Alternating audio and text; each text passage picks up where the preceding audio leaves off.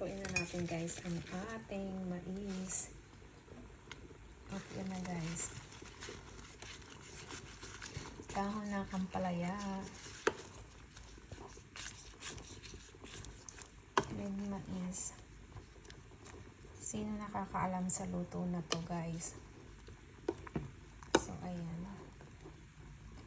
Yung mais natin. Pakuluan lang natin to guys. And after, ready na po ang ating dinner. So ayan. Ang ating dinner for tonight. Mais with dahon ng ampalaya guys. So ayan, dahil dito walang bagoong, so dinagyan lang natin siya ng patis. So ayan guys, malapit na siyang maluto. So, and then try natin guys kung ano ang lasa. Ayan.